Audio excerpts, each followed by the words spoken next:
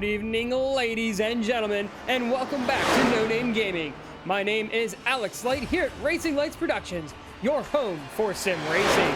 We are live at the virtual Miami Homestead, sorry, I said that backwards, the Homestead Miami Speedway for the Online Motorsports Association Virtual Racing Championship South Beach 210.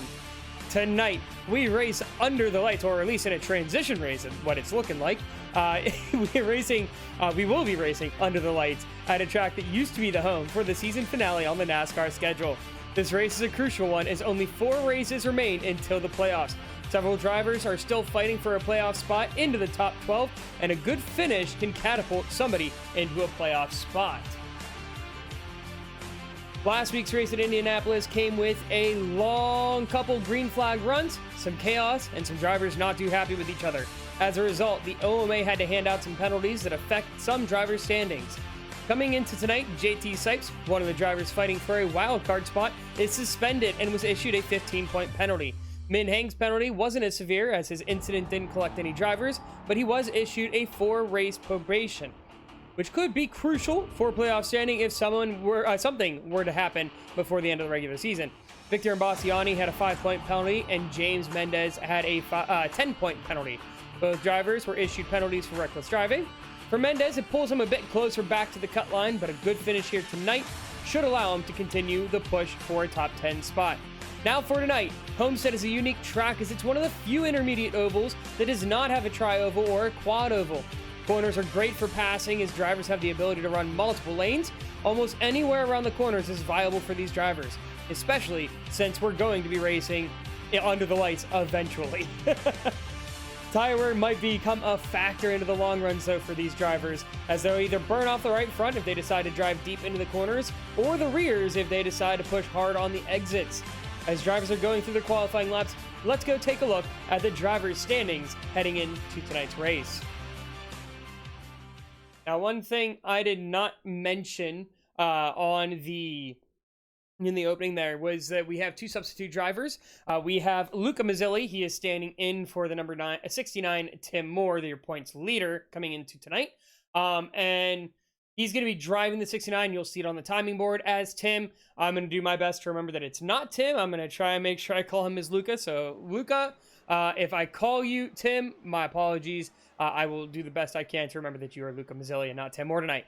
The other driver that's filling in is a rather interesting one. He was supposed to fill in at Road America, but ended up missing that race. But he is filling in for the number 98, Isaac Shelley. He is a former eNASCAR champion over on the NASCAR Heat Games and has made his transition to iRacing last year. Made it to the second round of Road to Pro. This year did it again. And if I'm remembering correctly, he won at Pocono on Thursday night in the second round of Road to Pro. It is Daniel Botafogo. He is sitting in for the number 98 tonight. He will be earning points for him. However, you see him on track. He is going to be driving the number 13. On the timing tower and the timing board, it's going to show number 98. However, he is driving the number 13. Now, taking a look at the standings, Tim Moore holds on to a pretty solid lead here on the playoffs, on the points lead, about 30 points.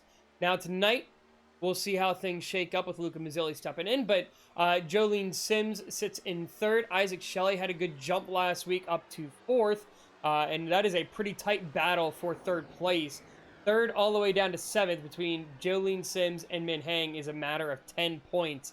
So anything really can happen. And right now, last I had checked, I did not see Jolene Sims registered for tonight's race. So this might be a missed race for her tonight. The battle for the cut line, though, is where things are really heating up. If you take a look, I mentioned James Mendez. He had a 10-point penalty from last week at Indianapolis. But he is currently 55 points ahead of the cut line. Jonathan Amodio currently sits 51 points ahead. Kevin Yerguez is 32, Kyle England 27, and JT Sipes 20 over the cut line. So that is 12th place is the cut line. However, how it works is they do a wild card. So if there's a driver who won a race that's outside of the cut line and is like kind of close, they get invited into the playoffs. So right now, JT Sipes, the way Tim Moore had described it to me, is that he is currently technically 11th. He has an edge over Kyle England when it comes to the wild card, because he won a race. So even though on the points standings, it's the numbers side of things, he sits in 12th place. Think of it really as 11th, and you're going to see on our new bottom line ticker for the race, as it goes through, you'll see him in 11th place, even though he has more points, or fewer points than Kyle England, but it comes down to that race win. A couple drivers fighting for that playoff spot, though, that could capitalize on some drivers being absent tonight. Tyler Glass sitting in 20th, sitting 20 points behind the cut line. Ryan Miniker also 21, so they could possibly jump up there depending on how things go. You're also looking Jared Newton, 45 points back. Brad Qualls is 54.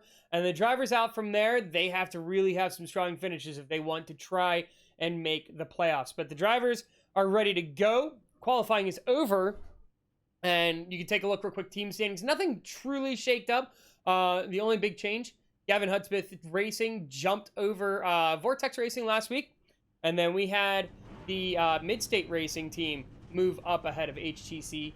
And, oops, that's supposed to be Team Miscraft on the bottom. I have them up there twice, so my apologies there. So let's go take a look at your starting lineup for tonight, your starting grid. As we are ready to go. Taking the pole tonight is the eNASCAR hopeful Daniel Botafuco. He put in a time of 32.8, a burner of a lap. Alongside him, not too far behind, is the current reigning champion here in the OMA VRC, Drew Jua. In the second row, we've got Jarrett Talmadge alongside Min Heng. In row 3, we've got Jonathan Modio running out the top 5, and he has had some great qualifying laps recently. We'll see if he can continue some strong form going through the race. He's had some really solid finishes. Hope to see him do that again tonight. Eric O'Connor alongside of him, your winner at our last road course. He almost won last week at Indianapolis. Just didn't have enough there for Drew at the finishing laps. Then in row 4, we've got Victor Imbasciani alongside Luca Mazzilli, making sure I say that the right way now before I get into a habit of calling him Tim Moore. Rounding out the top 10 in row 5, we've got Kyle Hackett, who's a newcomer tonight, alongside Tyler Glass. Going to row 6, we've got Ryan Miniker and Colin Teague. Row 7 is going to be James Mendez and Brad Qualls, who did not put lap times down. In row 8, Corey Rainey and Jared Newton also did not put lap times down. And rounding out our field tonight will be Jimmy Amos. That's your starting lineup here for tonight, your starting grid. We should be getting ready to go green here any moment. I will say one thing to keep in mind as we go. James Mendes has said that he is having some internet issues, so something to keep an eye on as we go throughout the race. But it's going to be a transition race, so we're starting out sunset. Track's going to be a little bit warmer, but as the race goes, we're going to see things go nice and dark as we go under the lights here for race 11 on the season. And the playoffs coming down to the wire while we are waiting here to come around the back. So just take a quick look here at the schedule after this week. We're going to head up north to the Miracle Mile for New Hampshire Motor Speedway. Then we're going to go out to the West Coast and have a little bit of a West Coast stint with Long Beach, some street course racing, and then finishing up with hopefully some drivers feeling lucky and making into the playoffs at Las Vegas. So here we go, green flag getting ready to fly here. Daniel Botafuco and Drew Jua leading the field around to the green flag for the South Beach 210. Hopefully you guys are excited. Should be some great racing. Homestead Miami Speedway, one of the best tracks, I think, on the schedule that produces so much great racing. Green flag is out, and they are away for the South Beach 210 here in Miami Vice.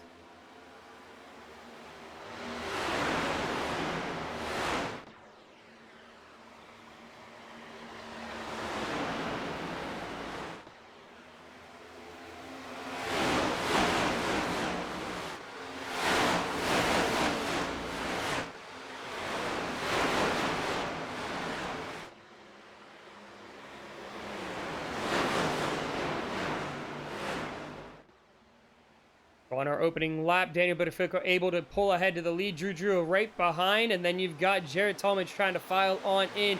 But you can see as we go through turn 1 here, you've got a wide mix of lanes here. You can see Tyler Glass, Victor Imbasciani choosing the middle. Lots of drivers opting for the bottom. You see Min Heng running the top. So you've got a lot of options here as you go throughout these corners. And it really comes down to, what do you want to value? Do you want to value speed? Do you want to try and go for position? Because the top line is fast. It is quick. If you know how to run it, you can really whip it around the top. The problem is you're going to burn up that right front trying to stay up there. And you're running a very fine line. It's almost like a Darlington where you have to paint that upper seam really. Well, there's not the upper seam up there, but you have to run up by the wall, keep that really, really close in order. Oh, we got one loose. Tyler Glass sliding off at turn 2 is able to save it. We stay green flag racing, but what a save there from the driver of the 8 machine. But you can see, look at Min Hang, how he runs that top line. He is about a half a car length, maybe a car width, that is, off of the wall. But you can see the momentum he gets on the front stretch is just really, really strong. That's why he's opting to run that line. But the problem is it's going to burn up those tires as you get longer and longer into the run. You can see the other 4 drivers of the top 5 opting for that bottom line. And while Min Hang might be faster than these drivers in front, it's going to cost him in the long run. But a good move here as he dives down to the inside on Jared Talmadge. Going to see if he can run that bottom for a little bit. See if he can maybe get underneath Drew Jua as well. He's going to be up there. Isn't going to get the run that he wants, though, as he runs alongside Jared Talmadge down the backstretch. A little bit further back, we see number 61, Kyle Hackett, making some moves. Right behind him, the 21 of Corey Rainey is almost go 3 wide through turn 1. Jared Newton down on the bottom there. You see another car drop down to the bottom. That will be that of Victor Imbasciani, maybe getting a little bit loose coming out of turn 2. And he's alongside Colin Teague. This is the battle for 7th place. Right in front, Jonathan Amodios. They're trying to see if they can catch up with him. Modio doing a good job running that middle line, being really strong and steady, currently riding in 6th place. For those front 5, the top 5, starting to try and pull away a little bit here. They're being really strong, and we're starting to see a mix of lanes up there. A couple drivers opting for the top, trying to see if they can make something happen. But right here, Colin Teague gets into Imbasciani, doors him, almost gets a turn, gets turned around. But what a save from both drivers. Some really aggressive racing here on lap 6. Very early to be pushing like that. Colin Teague able to pull away, but now that brings Victor Imbasciani back to the 48 of Ryan Miniker and the 69 of Luca Mazzilli. And then right behind, even more drivers ready to try and gain a couple positions. See coming down into turns 1 and 2. Ryan Miniker going for the high line. He's running almost up by the wall. Is going to get a good run. 3 wide here, and Imbasciani stuck in the middle. It's going to be Luca Mazzilli taking the advantage on the bottom, getting a little bit of an extra run. Going to be able to work his way up, try to work his way up into 9th place. But look out, Jared Newton trying to see if he can get into the top 10, trying to fight for that spot really well. He's going to have the run on the outside there of Mazzilli. Taking a look, we're going to ride on board here, get a view of how this battle is all shaping up from the 61 of Kyle Hackett. You can just see how hard these drivers are fighting for these positions really early on to be fighting, but if you feel confident in the tires early on, you might as well go for it. You see him go down into turn 1. He's just riding nice and smooth. You don't hear a lot of tire scrub going on. He's not pushing too hard. But maybe looking to see if he can get an advantage on the bottom line. Decides to switch it to the top here. Has a run on Mazzilli, but he's not going to get anything done there. Jumping up to the front of the field, though, we've got a couple of drivers trying to make some moves. Min Hang is up to 2nd place now. He got around Drew Jua and is looking to take on Daniel Buttafuoco in the 13. They go almost door to door into turn 1. Buttafuoco going to push him all the way to the bottom, but forcing him to try and paint that white line. And it's going to be Buttafuoco holding on as they come out of turn 4. And he's going to continue to hold that lead. What a push. What a move by Min Hang to try and make a move on Buttafuoco. You can see Min Hang running that outside line, able to get that down really, really well, because Drew Jua, even coming through the corner, doesn't gain on him really. He gets that run on the exit. The problem is he switches to that inside line, and he's actually going to opt. He's going to just push Buttafuoco down the backstretch, maybe see if they can separate themselves a little bit from the drivers behind. You can see right behind Jonathan Amodio, getting a little bit of the same idea. He gets on the outside of Buttafuoco coming down the front stretch. Drew Jua almost taking a look to the inside as they're going to go down side by side into turn 1. This great battle for the lead here as Min Hang trying to see if he can get in front of the Road to Pro driver. And come out of turn 2 side by side. Colin Teague a little bit further back into the wall. And, oh, he gets turned by Motofuku. That is going to be Min Hang going sideways. The whole front group, except for Jared Talmadge, gets caught up in that one. Insane wreck. And not sure what brought that one out. If it was Min Hang trying to cut down a little bit, or if it was Budafuko trying to come up a little bit. We will go back and get a second view at that one.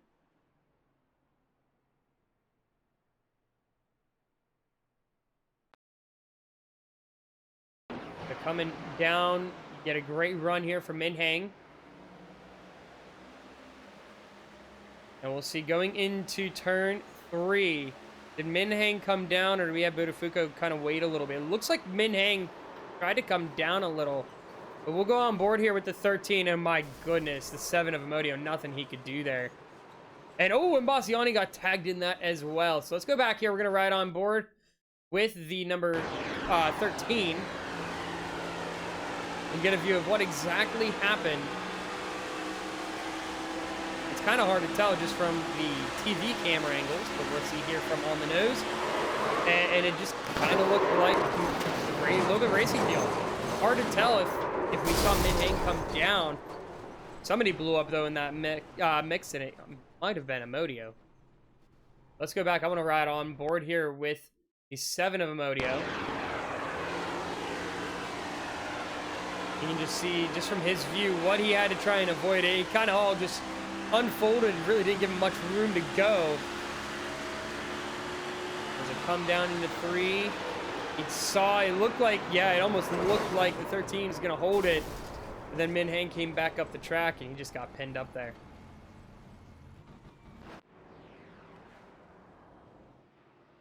So out of all that carnage, Jared Talmadge is going to emerge as your new race leader. Second place looks like it's going to be Drew Jua. And then it looks like Luca Mazzilli, Kyle Hackett, and Ryan Miniker round out your top 5. So the fastest drivers on track got beat on that one. That's really going to hurt them. And it's going to make it very interesting here as we go through the rest of the stage, because those drivers now have to use those fast repairs, or at least a good portion of them. I don't know if Drew Jua used his fast repair, but a lot of them had to. I mean, there were a few that were really damaged out of that wreck.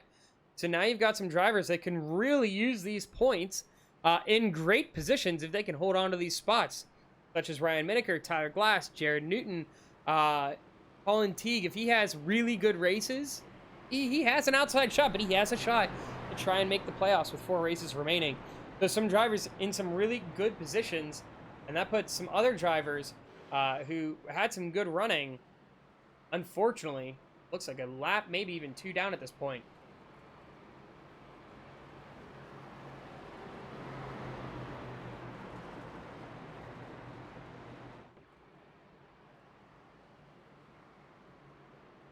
So it looks like Daniel Budafuko had to tow to pit road as he is just coming out of the pits.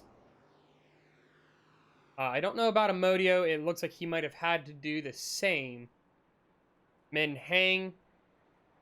Looks like he's just coming around trying to save that fast repair and take damage as he can. But out of that wreck, we have Min Hang. He is currently 1 lap down. Looks like Jonathan Amodio, unless he gets out of the pits this time around, will be 2 laps down. Victor Imbassiani finds himself 2 laps down.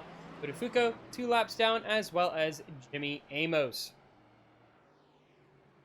We're going to go green this time around. We'll see Jared Talmadge. Which line does he elect to go on? Does he choose the top or the bottom?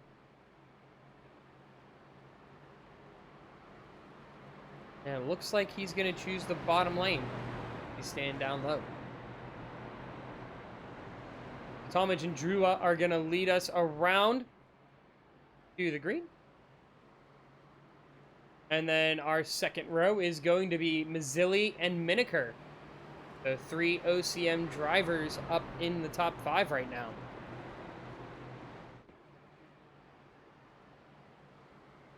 So now you got some drivers who were strong competitors early, finding themselves a lap or 2 down. Gonna have to really work to get back on the lead lap. Don't count them out yet, though. Another driver that was a strong front runner, Min Hang, finds himself in 12th place when we get ready to take the green. Don't be surprised if he makes a hard push because he is a very strong but very aggressive driver. So we'll see him trying to make moves on the outside line.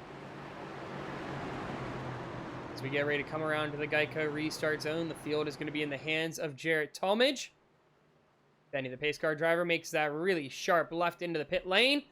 As we come through the Geico restart zone, we're green flag racing. What a jump from the 16 of Jarrett Talmadge. He's going to get a large gap there in front of Drew Juba. Luca Mazzilli is with him all the way as they go down into turn 1.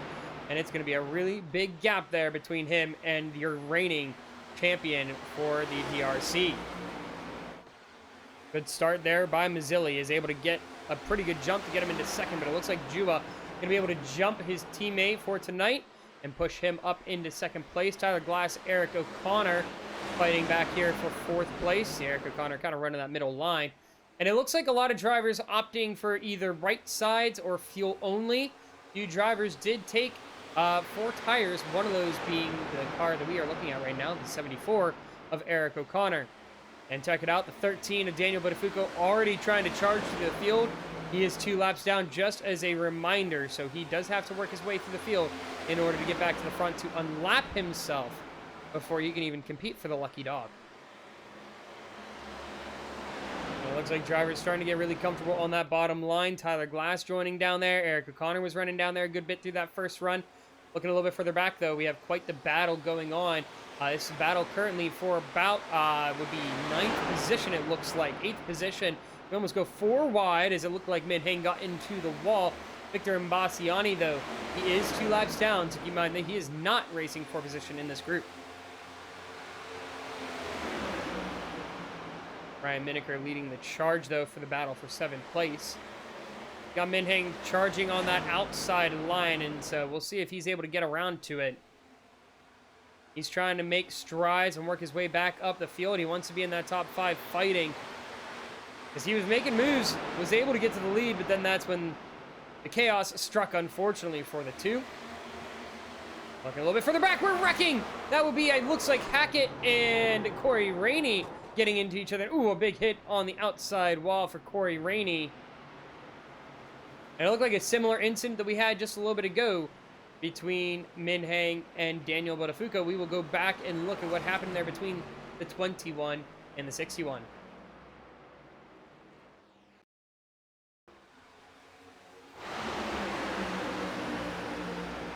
Come down through turns 1 and 2. Corey Rainey runs a little tight through the entry. And it looks like, yeah, he just got a little loose. It seemed like maybe Hackett didn't see him breaking loose and coming down the field. And nothing he really could do to check up to it. We'll take a look here. Let's ride on board with the 21 and see exactly what happened. Get a listen to the car and just hear if the tires did snap on him, if that's what happened, or if it was he was trying to run it for a little bit of a tighter exit. Oh yeah, you can see the nose starts to point. You hear the rear slide on him. Nothing, unfortunately, nothing he really could do. He tried the best he could save it.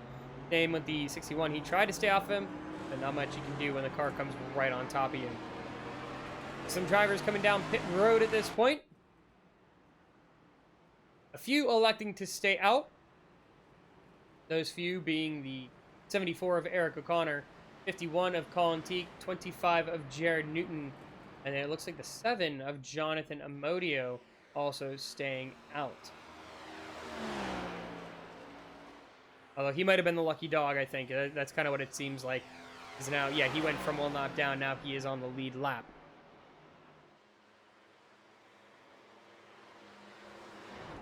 Some drivers that came down pit road, looks like fuel only for most of them. Jarrett Talmadge, so it looks like he took 4 tires. Looks like Luca Mazzilli, Tyler Glass, Min Hang, all electing for 4 tires as well.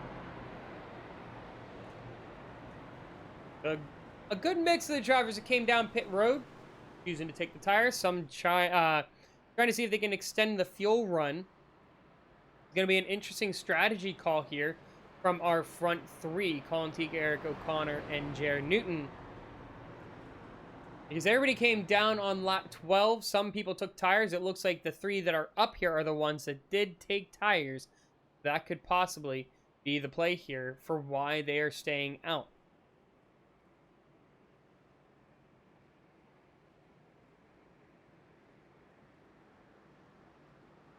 Should be getting ready to go green next time by, as you see the 13 of Buttafuoco try to drop back through the field.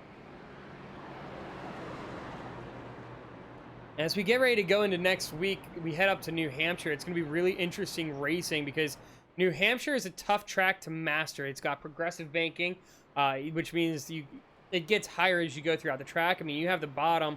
It's very hard to run, but if you can manage it, you've got some good speed down there, but it's got minimal banking. And it's really hard to tame because, first off, you have to diamond the corners. There's not a lot of grip there. It's very easy to spin the car on exits just because of the way that you have to run it. But it's going to be some short track style racing. We haven't seen a ton of short tracks throughout this season, but it's going to be really interesting to see how some of these drivers can manage it. It's a completely different skill set from what we've seen over the past several weeks between road courses and some intermediates and some longer intermediates like Indy. Well, you can't really call that an intermediate. That's kind of like its own category there. But it's going to be a really interesting race just with how that track runs. I mean, you have to be able to figure out how to control the car under braking, how to be able to make the nose point down mid-corner, depending on if you choose to diamond it. There's a lot of strategies that are going to go into play when we go to New Hampshire. And it could also be a very stressful race for some of these drivers trying to make it into the points. But also, if you enjoy the racing here from the OMA VRC, make sure you join us on Tuesday nights. We actually had Jolene Sims, who unfortunately is not here tonight, join us in the American Motorsports Association. They race the late model stock cars. And we have 2 races that we've been at now. We went to Hickory for the season opener, and then we went to Myrtle Beach last Tuesday. And we are heading to Five Flags Speedway, home of the Snowball Derby, for this upcoming Tuesday. So you can join us for those broadcasts, 9 p.m. Eastern Standard Time. And it's some really good racing. Beat and banging. It is like classic short track style racing. So if you want some really tight racing, definitely check that out. We're getting ready to go green flag your front row on this restart. 74 of Eric O'Connor and the 51 of Colin Teague. Light's going to be coming on very, very soon as the sun is getting lower and lower. We come to the Geico restart zone, and he waits a good bit, but finally takes off. Eric O'Connor leads us back to the green flag. A little bit of check up there on the outside from Brad Qualls. You can see him slowing up a good bit. That's going to force... Oh, wait, we are 4 wide going around turns 1 and 2. And it's going to be Daniel Buttafuoco backing off. He's going to shove Brad Qualls down to the backstretch as he is going to try and work his way around the outside, trying to see if he can unlap himself.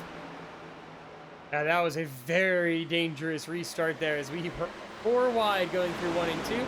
Ryan Miniker and Min Hang back at it again as you see Min Hang on the inside line. Ryan Miniker on the outside as we come down the front stretch down at 1 and 2. And up here battling for second place, Colin Teague and Jared Newton, as Newton runs a little tight through the middle of the corner, and that's going to force him to the outside of Jarrett Talmadge, and Talmadge now fighting with Colin Teague for that position. Dives down to the inside, should be able to get done here on Teague. He's been running that bottom really, really tight. One of the fastest drivers on track so far, but we'll see if he can get that slide job done on the 51. Doesn't look like it is. He's going to stay in the middle on the front stretch. You've got a lot of drivers trying to jockey for position. Some struggling for grip right now. A couple drivers hitting off the wall. Min Hang is one of those running very dangerous on that outside line. He was doing it earlier, but he is currently back into the top 5. A little loose there from Jared Talmadge out of turn 2. Good save, but that wiggle is going to hold him up a good bit, so it gives Colin Teague another opportunity as he dives down into turn 1, looks to the inside, is not going to get that run. Not enough to catch the 16 on the inside line. Look out, though. Min Hang starting to catch up with them. But look at the lead Eric O'Connor has gained right now. He is currently up almost 3/4 of a second over Jared Talmadge, and he seems to be pulling away a little bit each lap. Min Hang now dives to the inside of Jared Newton. That's going to gain him up to 4th place if he can hold it. And we see, ooh, that is going to be Luca Mazzilli off into the apron there. Saves it as they come back on to the backstretch, going into turn 3. Jared Newton, Min-Heng still going at it. This is for 4th place as Buttafuoco is now pushing along behind the 25, trying to see if he can work his way to get his lap back. You can see Jared Talmadge is slowly working his way back in to Eric O'Connor, but you see Buttafuoco go for the bottom line. Drew Jua trying to see if he can follow behind and see if he can work his way back into the top 5. He should follow suit here. No, he's actually going to stay for the wide arc there, going for the wide angle. Trying to see if he can maximize rotation and momentum as the 8 of Tyler Glass is closing in on the 4 car. It almost seems like Drew Jua being very passive here, going throughout the opening start of this stint. Buttafuoco finally going to work his way around Jared Newton, going to see if he can continue to climb and see if he can catch up to the leader of Eric O'Connor and be able to get his lap back. But now for the top 5 spot, got the 4 of Drew Jua going to the inside of the 25. Jared Newton can't get the run into the entry that he wanted. Backing up Tyler Glass a little bit there in the 8. Tyler Glass doing a really good run here so far. Wasn't a great start for him, but that strategy call to try and stay out a little bit longer worked out for him really, really well. Now he's going to try and mix it up going on the high line, see if he can carry some momentum around.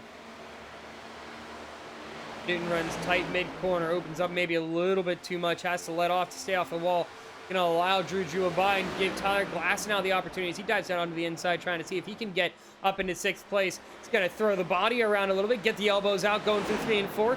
He stays in the middle lane. Newton up in the high lane, almost gets into the wall, but is able to keep it off and hold on to 6th place. So really aggressive running from the Ghost Energy machine, but it's going to be able to hold on to 6th place. Both drivers desperately need the points. These are crucial points for them if they can try and gain even just 1 spot here. Tyler Glass currently the first man out, 20 points out. But Jared Newton needs a big day if he's going to try and make a step closer to the playoffs. Gone a little bit further back, Victor Imbastiani. Still 2 laps down, but he's got Brad Qualls inside of him. You've got Luca Mazzilli currently riding back. Had that slide earlier, so he's trying to see if he can recover. He's going to go on the outside of Brad Qualls.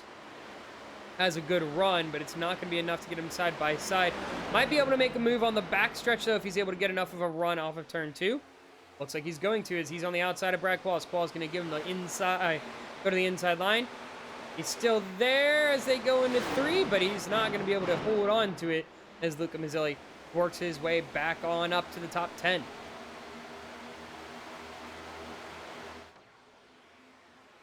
Checking in with the race leader, Eric O'Connor, still holding on, and we have seen him just get stronger and stronger each week. He had a very good run last week at Indy. I think if the race had stayed green and had fewer cautions at the end, he would have been able to come away with the win. He was running really well. But you can see Jared Talmadge has closed that gap. He's down to about 0.4 of a second now and is gradually gaining each lap. It is minuscule, but it's a small margin each and every lap. Min-Heng has also worked his way back into the top 3, but can't seem to close that gap much more than that second that he's currently at. But you can see Drew Jua now working his way around Colin Teague. Colin Teague's going to have that run, see if he can maybe make a push back on the 4 car, but it doesn't seem like it is. Ooh, Tyler Glass, big save right behind. And that was a scary moment for the 25 of Jared Newton. As you can see that wiggle, he had to dive way out of the way to keep that car from getting smacked. That was a scary moment for the 25 machine. Way to recover, though, from Tyler Glass. He's able to get around Jared Newton. Gonna try it again as he goes down to the inside. He's not going to have the momentum on the exit. That's going to allow Tyler Glass to get it. But Tyler Glass, you can see he's struggling for grip a little bit at times. A little loose on the exits. One thing you risk when you run that high line, because you're carrying so much speed all the way through the corner. Although Jared Newton, he's hitting that apex, and then he is letting up a lot as he runs to the outside wall. It just seems like Tyler Glass has a little bit extra speed. He's able to hold on to that position really well.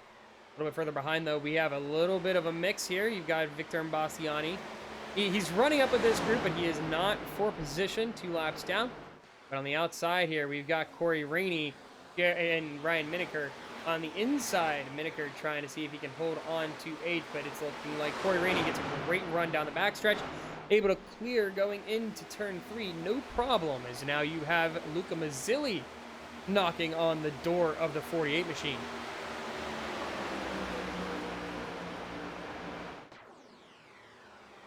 Look on board here of the 69 to see how the high line runs in comparison to the bottom. We've seen the bottom run a good bit. You can hear just able to get on throttle a little bit earlier, able to carry a little bit more speed through the middle of the corner. He's got a good run here down the backstretch, and it should be enough to clear Ryan Miniker. Careful running tight through the entry. It's going to force those right fronts to really have to work. He almost gets in the wall, but good exit there from the 69. Will work him up into 9th place. Should be able to hold on to that position from here. Up to the battle for 3rd.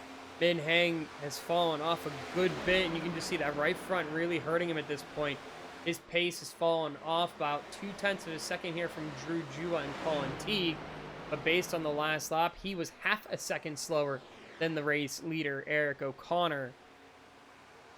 And so right now for Min Heng, it's just not looking good. That outside line, as fast as it was, didn't give him opportunities to really hold on to the position as well as he would have liked. Drew Jua is now pulling away, as he is over a half second away from the 2 and seeing if he can continue to push forward, but he's got himself a while to go, as he's got over a second to gain to catch up to Jared Talmadge, and Jared Talmadge still trying to hunt down Eric O'Connor, as he just can't seem to close that gap up with the 74.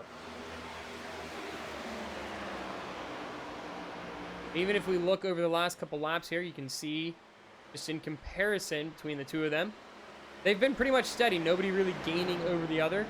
Anytime you see one gain, the other is able to gain it back. When you look at lap 37, yeah, it was a minimal gain for Eric O'Connor, but then you saw Jared Talmadge able to pull that back just a little bit here and there. So the margin has been very, very minimal. They've been sitting at about this 4/10 for a while, so it's going to come down to who's going to be able to work the tires, who's going to have maybe a little bit extra pace as we get later in the run, if we do get to the point that we go green flag all the way to our stage break. Which could be very interesting if we do that, because that would be quite the long run. Some drivers would be putting on, I would say Eric O'Connor, would be putting about 60 laps on those tires by the time we get to the end of the stage on lap 70.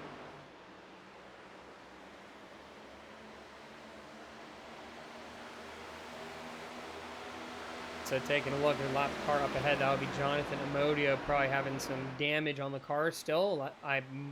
He would have had to use that first fast repair, and it seemed like he must have gotten involved somehow in that second incident. Jimmy Amos going to drop to the bottom, letting the leaders through. Almost runs a little tight there through the entry. That's going to slow up Jared Talmadge a little bit. Hopefully he can carry some momentum out of turn 4 by running that middle line. Drew is trying to close that gap, is doing it about maybe a 10th a lap. It's not much, but it's a little bit. He's slowly working his way up the field, but checking further back in. We've got a tight battle here between Kyle Hackett and Jared Newton, as Newton not able to keep Hackett behind him that time, but Hackett is running up on the wall. He is literally painting the wall there through 1 and 2. Dips down through the middle of the corner, and he's now going to see if he can catch up with Ryan Miniker. He's putting on some great laps here. Put up a 33.2 last lap. He's really burning it here, coming through the late stages here of this first stage.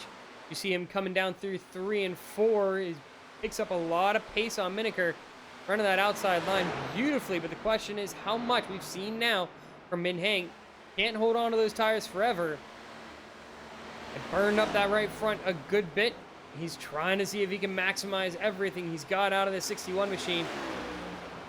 First time starter, trying to see if he can make a name for himself. He's now up to 9th place. We'll see if he can continue that climb.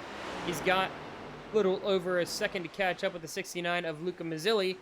And then you've got Corey Rainey a little bit further ahead. But looking behind here, Brad Qualls now works his way around Jared Newton. And it seems like Newton just struggling here for pace. He was running so well, but it seems like those tires have just kind of used up everything they had out of that 25. And he's trying to see if he can use James Mendez's draft to his advantage, but Mendez has been really struggling with his connection here tonight. He finds himself a lap down. He actually had come across a radio and said he had gotten a penalty for cutting the course, which is an interesting thing to do on an oval that you know has barriers on the infield. So, kind of a tough thing to do. But yeah, it's an unfortunate thing for him, but he said he's just going to come in, he's just going to ride around and try and stay out of people's way. That way he can try and maximize points. Eric O'Connor's really having to push at this point of the stage. These tires have got over 30 laps on them at this point. You're starting to see some of the wear, but Daniel Botafuca trying to take advantage. He gets himself unlapped one way around, the old-fashioned way. Should be able to hold on to that, but we also see now Jared Talmadge taking advantage on the inside line, tries to dive all the way down, but a good run on the exit from O'Connor. Going to be able to hold on to the lead for a little bit longer. Jared Talmadge comes down to the inside again.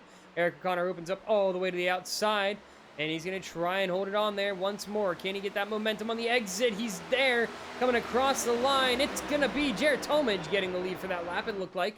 Maybe by a hair or two, but it's just enough to, I think, keep Talmadge in the lead. Oh, in the wall is the 74. Can't get off it very easily. Does hold on to some of that speed, but it looks like Drew Jua is going to have to just settle in behind. But you have a new race leader here, Jared Talmadge in the 16.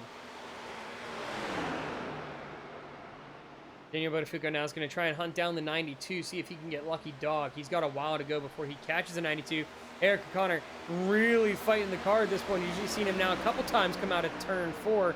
Really loose on the back end. It's plowing a little bit through the middle, as you can see. Gets in the entry, pushes really hard all the way up to the wall in the middle of the corner, and then has to really force the car to rotate through turn 1 and 2. Now let's take a look on board here with the 74. You can just see how he's driving the car through the corner, and he's actually going to elect for the bottom this time. As we were going to try and ride on board at the top, you can see he gets the car down. As soon as he gets on throttle, those rears just fight as he is having to do a lot of counter steering to try and keep this car straight coming through the exits. And here it is, going into turn 1. Wants to ride all the way up to the wall, but the problem is the car doesn't want to turn. He's not getting any rotation right now out of this car, and when he does, that back end kicks out really hard. And so we're seeing Eric O'Connor really struggling for grip. He's holding on to the position. He's staying up there, but is slowly falling back from Jared Talmadge. Drew able to work his way around, so that's going to be second place for him, as he's going to see if he can hunt down Jared Talmadge. And we've seen Drew win 4 times this season. Can he make it 5? Talmadge is looking for his second win of the season.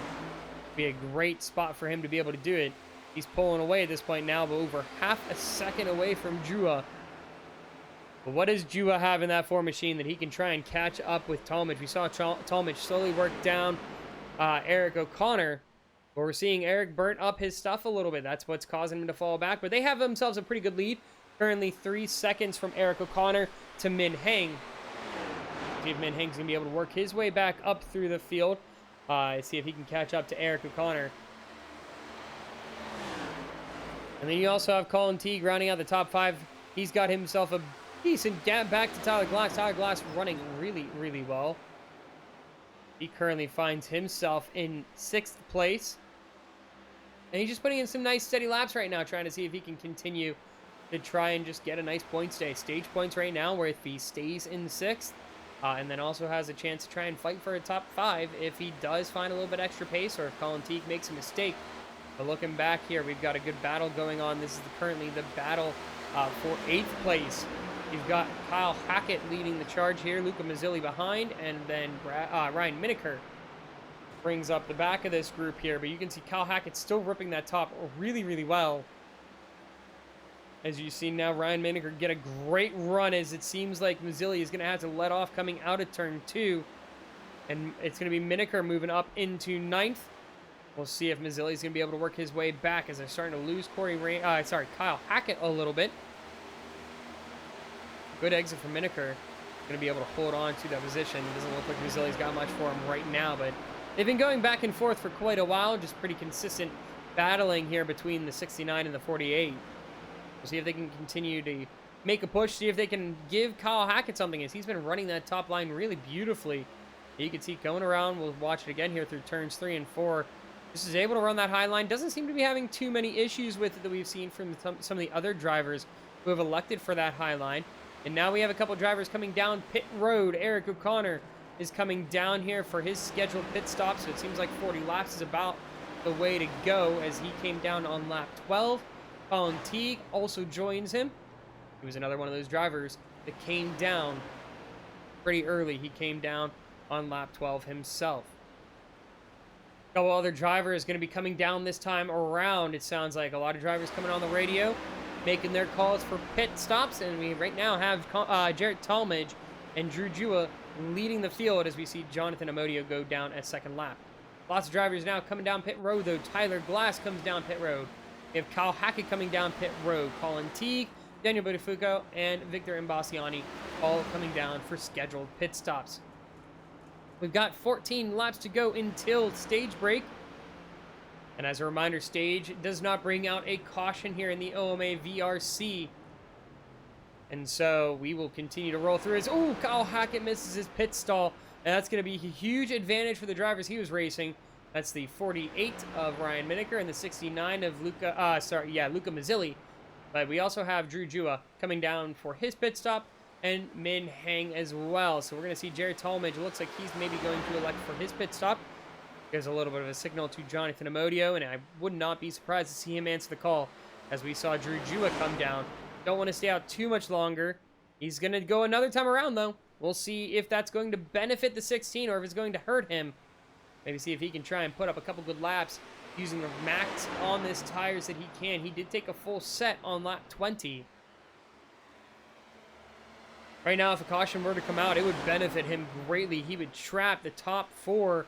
They'd be on the lead lap. Rest of the field would find themselves a lap down. They would either have to take a wave around or be stuck way behind.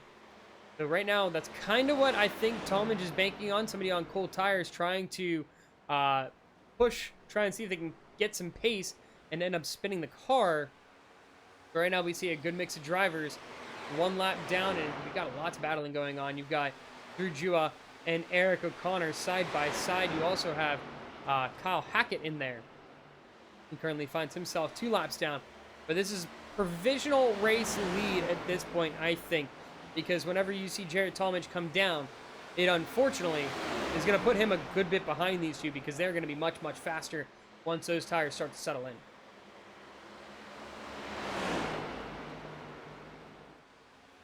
Coming out of turn 4, Eric O'Connor just there as the teammates battling it out for what is going to be first place, but currently is 4th place.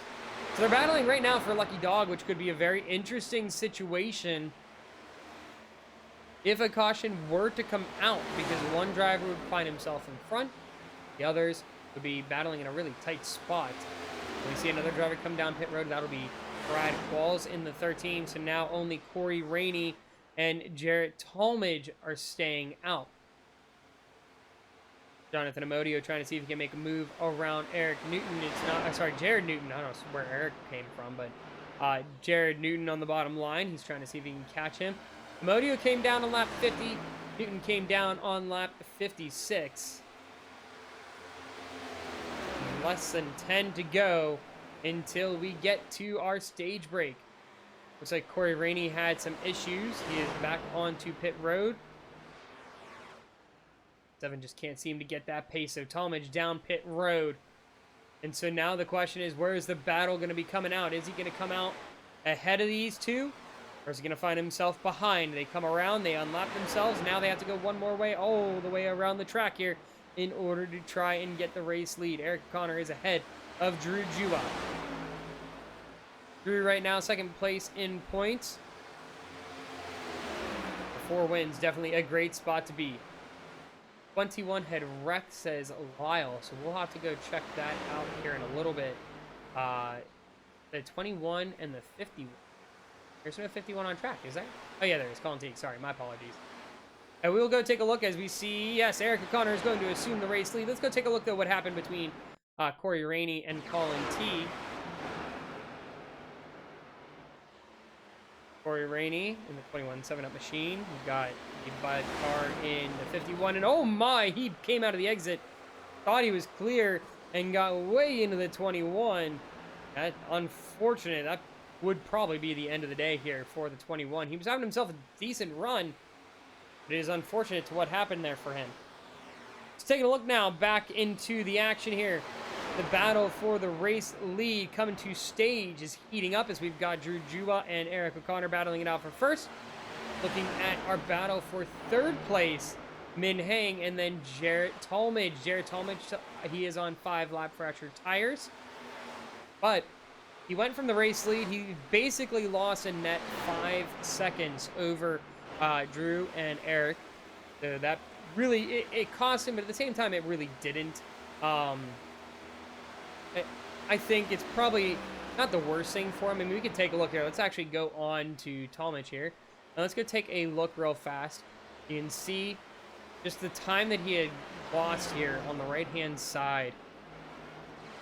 It went from, he was up, it doesn't give a good distance there of how many laps. We'll go 10 laps here.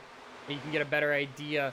That's still not good because with the way Eric pitted, he pitted too soon. We'll go 12 laps. There you go. Now you really can get a view. So he went from about a second ahead.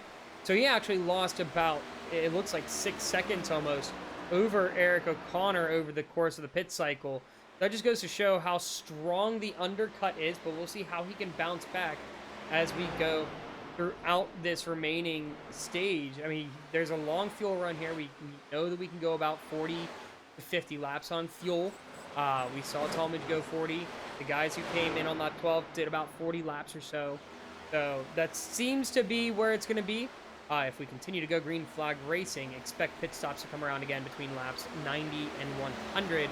We've got 5 to go until we get to our stage break. Still, we see Jared Talmadge trying to see if he can catch up with Min Hang. The race lead, though, trying to get a little bit closer, is Drew Jua right on the back end here of teammate Eric O'Connor as they get ready to go into turn 3.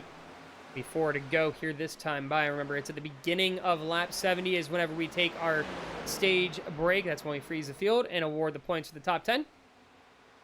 At that point, we'll do our mid-race break.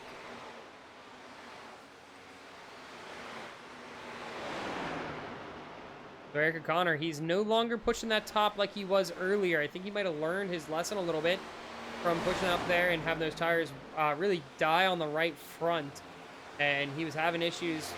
He was plowing, and then the rears weren't cooperating. So we'll see if he learned a little bit more from that first green flag run here on the second one and see if he adjusts how he runs the line. As you see a little bit of a wiggle there from the 74 as he pushes on the exit. Gonna allow Drew Jua to get side by side going into turn 1, and will that be enough for Drew to clear him? Drew's looking for the stage win, but Eric O'Connor would greatly appreciate a stage win himself as we look further back. And you've got Jared Talmadge fighting it out with Min Hang. He finds himself around Min Hang. Drew's not going to be able to get it done there coming around 1 and 2. Let's go take a look real quick. Jared Talmadge passing Min Hang so you can see how this battle played out. Jared Talmadge run to the outside of the line. You see that'll be Kyle Hackett getting involved in this fight. Min Hang makes a tiny bit of contact there. But man, look at how tight you see Jared Talmadge running Min Hang almost all the way to the bottom of the track. Gets a great run into the middle of the corner. Able to carry a lot of speed through the exit. Able to get through cleanly. They come around the backstretch. Drew Jua, we missed the pass. My apologies.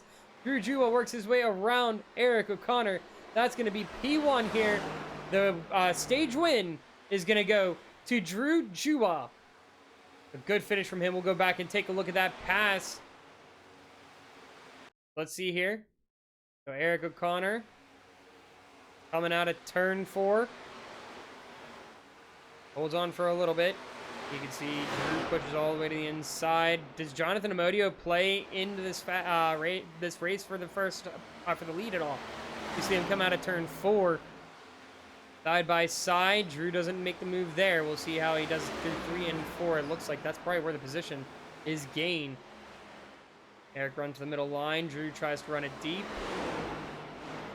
Drew just gets a lot of speed there. It almost seems like Eric maybe had to check a little bit, slow up a little bit. That's going to give Drew another stage win. A good fight there for the lead. You can see Eric Garner backing off now a little bit. Not going to try and pressure his teammate. Let's take a look here at your mid-race break. We break down where everybody currently sits on the field and what position they find themselves as we go through halfway through the race. So your race stage winner, sorry, my apologies, is Drew Jua. He's looking to go back-to-back after winning Indianapolis last week. In second place, the 74, Eric O'Connor, but the rookie has been having himself a really great run as of late. Back in third place would be the 16 of Jarrett Talmadge, and he's trying to gain some steam, but is not running faster times than Drew right now. A little bit faster than Eric, but we'll see if he's going to continue to make that climb because those fresh tires are going to start to work their way around eventually. Back in fourth place, we have the 2 of Min Heng, and he's dropping off a little bit. Not too bad, though. He's able to keep pace, but unfortunately has lost Jarrett Talmadge over the past couple laps. Up into fifth place, though, and he finally got there. He was working hard, trying to get around Colin Teague, but he finally was able to get to the top 5. The number 8 of Tyler Glass, so good stage points there for him as he's trying to make his way into the playoffs. In sixth place, we have the 51 of Colin Teague. He's found himself up 6 spots from his starting position of 12th, so a really good night for him so far. We'll see if he can continue that climb. Luca Mazzilli currently finds himself in 7th place. And it's kind of been a mixed bag of things for him tonight. The car's been fighting him a little bit. He's been able to have some speed, but he's been doing a good job after those pit stops. I mean, he's worked himself up to 7th place. It's been pretty smooth sailing from here. Jared Newton, another driver that needs a really good night. Last car on the lead lap right now in 8th place, doing a really good job. We'll see if he can continue to hold on to that lead lap and see if he can hold on to 8th place as well. It's been a good run for him so far. And then looking further back here, the first car, currently your lucky dog. First car lap down. He's unfortunately pretty beat up in the Moneyline Toyota Camry. The 7 of Jonathan Amodio. Another one of those drivers who just needs a solid night. He got himself stage points being in 9th and currently getting himself some decent points being in the top 10. Kyle Hackett, first time runner tonight, finds himself rounding out the top 10, 1 lap down, but a good night so far for a first time starter. Then you have Brad Qualls in 11th. Daniel Botafuco, after having to tow, finds himself 1 lap down. He's currently in 12th place, but seeing if he can catch up with that of the 7 of Jonathan Amodio to be able to get lucky dog. Right now, it doesn't seem like it, as we see a good bit away. Jonathan Amodio, about 23 seconds up the road here from the 13 machine. So we'll see if he can continue to find him. Victor Imbasiani finds himself 2 laps down in 13th. James Mendez, as much issues as he's had with the internet connection, he is still with us, so we are very thankful for that. He finds himself 2 laps down as well in 14th. Ryan Miniker, it was a great start for him. Not sure what had happened. The car, he had to bring it down pit road, and it's hard to tell. He came down pit road for a quick 4 seconds, but he is 5 laps down at this point. He was doing a great job racing for top 10. So he currently 5 laps down. Jimmy Amos is back down on pit road. He currently finds himself 7 laps down and counting. And then it looks like Corey Rainey has taken it to the hauler and called it a night. That has been your mid-race break. Getting back into the action, Drew Jua has pulled away from Eric O'Connor and has continued to climb further and further away from his teammate. You can see the gap over the past 6 laps. It went from a half second now to almost, now it is over a second and a half. So over the course of 7 laps, he's gained a full second over his teammate. So it's going to continue to grow as he continues to push. But if you take a look, Jarrett Talmadge is still trying to close in on both Eric O'Connor and Drew Jua, but he just is consistent with Drew. He's not faster than him, not slower. Just can't seem to find his way up over Drew.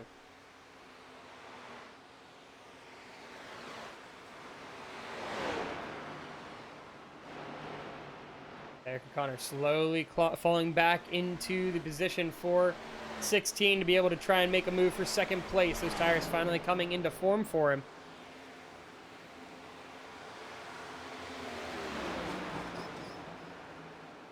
See a 16 dive down to the inside. Going to try and look to the inside. Great run here as the 74 looks like he might be struggling for grip a little bit as the car just doesn't carry the same speed on the exits that it was earlier in the run. Jared Newton very respectfully getting out of the way, letting them fight for second place. They dive down to the inside. Going to be a good run here from the 16. Is it going to be enough? Yeah, it will be, because the 74 doesn't hit the wall hard, but it's enough that it's going to scrub a little bit of speed off the car. It's going to block off that outside, and if the 74 is going to make a move, going to have to make it on the inside. He's not going to be able to get down there, and so it's going to be Jared Tallmadge now up into second place, and now the hunt is on to try and catch Drew Jua. Battle for the lucky dog is going to be heating up here any minute, because we've got the 61 of Kyle Hackett has been closing in on Jonathan Amodio. Amodio running about a tenth or two slower than Kyle Hackett every lap, but Kyle Hackett, this car has really come into its own. He's been running really strong for his first race in here. Lap time's looking good, and actually Jared Newton now finds himself lucky dog. I missed Jared Newton going a lap down. But this is a battle then for 9th place. Ignore the lucky dog at that point. But we're going to get ready soon to go through our second green flag pit cycle. And could be the last one, depending on how some of these drivers elect to play it. I would assume a lot of drivers are going to try and see if they can push it to where they only have to do about 45 laps there on the final run. That'd be cars coming down around anywhere between that lap 95, lap 100. And it's going to come down to a lot of strategy at this point, I think, is what it's really going to be. If you're going to try and make a move for the lead, you're going to have to get it on pit road, as we see the 61 looking to try and get around the 7. Going to dive down to the inside. Jonathan Amodio has been running that outside line really well. Problem is, I think the tire's starting to burn up a little bit, and he's got some aero damage on that nose, which is forcing him to plow a little bit through the corners. They come down the front stretch. The 7's going to hold on to the position for just a moment longer. As we see a little bit of a disconnect there from the 61. He is gone there for a moment. He is back, though. He's down on the inside still. He's not going to be clear of Amodio, so he's going to stay down on the inside. He is way down to the inside. Going to really make it tough for his car to rotate the bottom. Stays down there side by side, coming through the middle of the corner. Can't get clear again. He's not using any of the exit, which is a really interesting strategy, because he is really costing himself a lot of speed by not opening up out of the corners. But a little bit of a tight entry there from the 7 of Amodio is going to allow him to be able to at least pull. Oh no, he spins, almost spins. A good save there from Hackett. That was a very, very close call. Almost flew into the inside wall. He's going to have to set that move up again, see if he can do something another time around. But he has dropped back about a half second from Amodio. Tyler Glass works his way around there. Tyler Glass currently still holding on to that 5th place.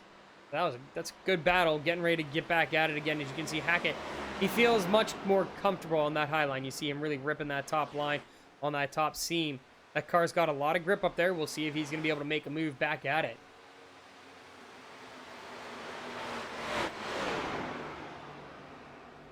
Jua continue to work his way around. He really hasn't put much of a gap between him and Jared Tallmadge, but they're splitting differences of about thousandths of a second each lap, and it's kind of going both ways. You can see Tallmadge's been about as close, about 2.5 seconds or so, and about as far as 2 3/4 of a second.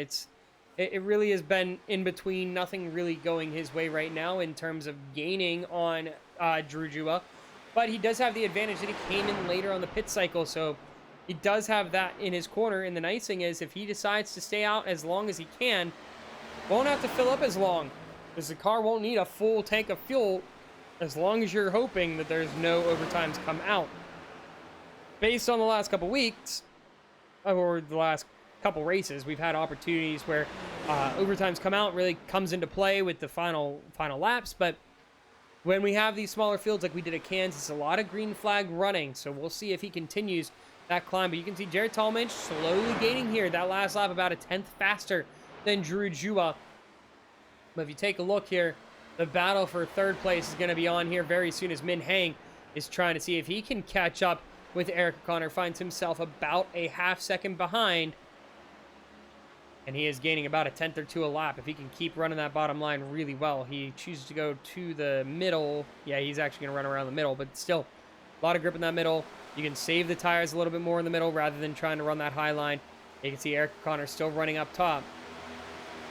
That's where he suffered last time. He's not as high up as he was. Has to try and see if he can pick up a little bit of pace, but still about, yeah, he's actually about 3/10 slower than the race leaders at this point. But Jonathan Amodio comes down pit road. He's going to be the first one to make the stop. That's going to mean he's going to have to go about 52 laps here, 51 laps or so, until they get to the end. So will the car have enough fuel in the tank? It's going to be close. It'll be a close call.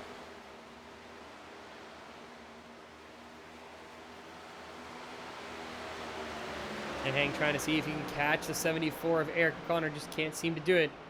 He's close, but not close enough yet to make a move. Eric O'Connor gets in the wall. And he's loose. He's able to save it, but that is a free pass for Min Hang. And it's just Min Hang. Not Min Hang. Eric O'Connor really, really struggling here for grip. We saw it at the end of the first green flag run. He's having that same trouble here through the second green flag run. It is unfortunate for him.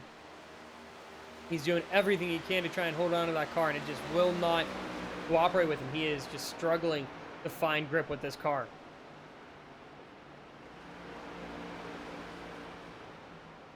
The pit stop should be starting any moment now, between now and then I think the next 5-10 laps.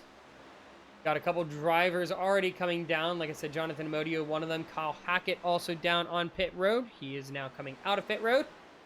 And that would, I would assume, be their final stops. You see Bastiani is going to make the pass. He comes through on the pit exit.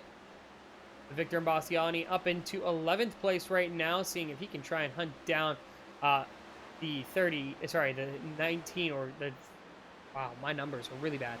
The 13, which is really the 98 of Daniel Botafuco, but he finds himself right now 2 laps down. You can see Botafuco is actually right behind him, so it's almost the other way around.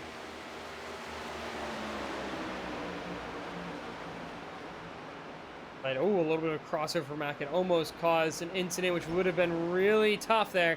But a couple drivers coming down pit road on the lead lap. You've got Min Hang coming down pit road, as well as Eric O'Connor. They're coming down lap 92, lap 93. That means they're going to have to go about 57 laps on fuel. We haven't seen anybody go past 40 so far. The closest we got was Jared Talmadge. He took that car 40 laps from lap 20 to lap 61. We also saw a couple go about 42, coming in on about lap 12 and taking it out to about lap 54, lap 55. So we'll see what the call is and how it plans out for some of these drivers. 51 is down pit road as well. 98 down pit road. 8 coming down pit road. Drew Jua and Jared Talmadge electing to stay out. They're still teetering back and forth with each other. Jared Talmadge just can't seem to close that gap. Drew Jua able to lose him a little bit, but then he comes right on back in. But it looks like Drew coming down pit road. Race leader is down. That is close. Did he speed is the question. That could, if he sped, could be the race, depending on how it goes. We'll have to wait and see if he has to come down another time through pit road, because he just barely slid in.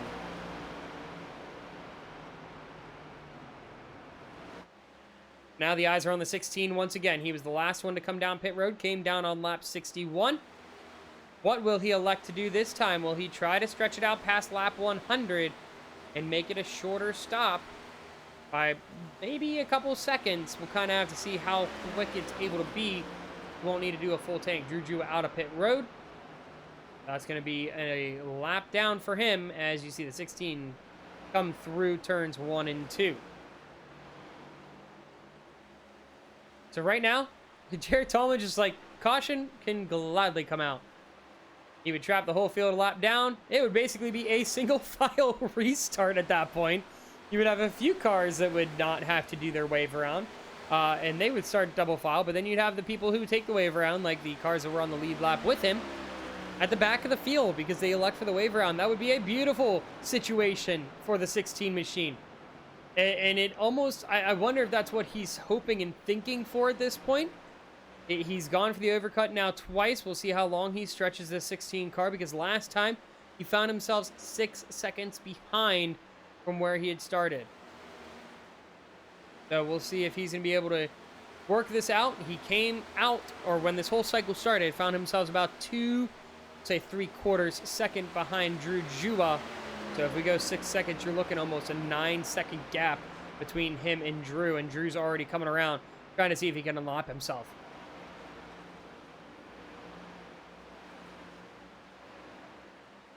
Luca Mazzilli comes down pit road.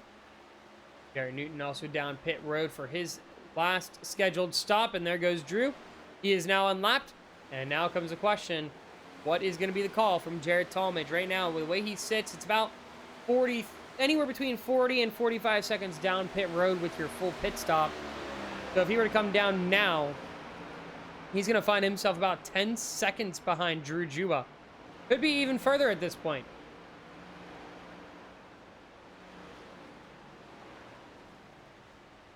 A couple other drivers coming down. Brad Quall's coming back down pit road. There's a wide mix of drivers coming through.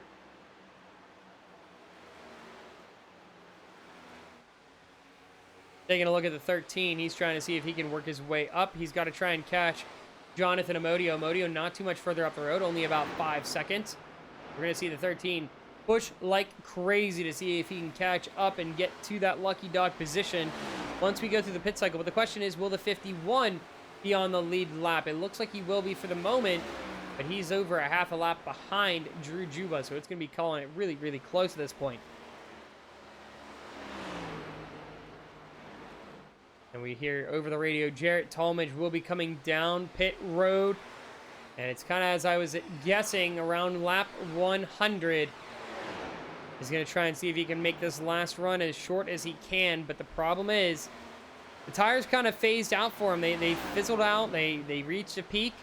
And he wasn't able to gain on Drew. He was able to gain on the rest of the field, but not on Drew. And that's where the problem comes in. Will he be able to limit the amount of pace that Drew has? Will he be able to get these tires to come in right when they need to and get a lot of speed? It's going to be a close call, though. I'm guessing he'll probably be about 10 seconds down when he comes out of pit road. But who knows? Maybe that waiting benefits him, and he can knock off a little bit of time on that pit stop. We'll have to wait and see.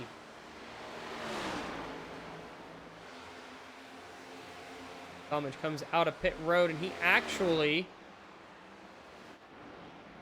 did not. It looks like his pit stop actually maybe a little bit longer than some others. But he finds himself back in third, and here comes Eric O'Connor on the outside, so make it fourth place. And it's almost 10 seconds. He finds himself 9 seconds back from Drew Juba. So it really was a 6-second leap. That's all it really was. I was expecting to be maybe a little bit larger because Drew had made a good gap there on the fresh tires. But the big advantage, he's got anywhere between 6 to 8 lap fresher tires than the drivers in front of him. Min-Hang, Eric O'Connor both came down to lap 92. You have Drew Juba came down on lap 94. Now you can see here, we can take a look at the pit strategies here. We'll take a look at pit stop lap there. You can see when they all came down pit road. Kind of like the mix of strategies here with the top 5. So it's been kind of a mixed bag of things. A lot of the drivers reacting to each other, except for Jared Talmadge. He decides to go for the overcut and wait a little bit longer.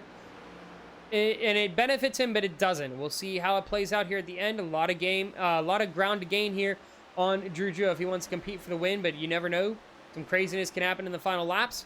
He's trying to close in on Eric O'Connor now and see if he can make a move for what would be the third place spot.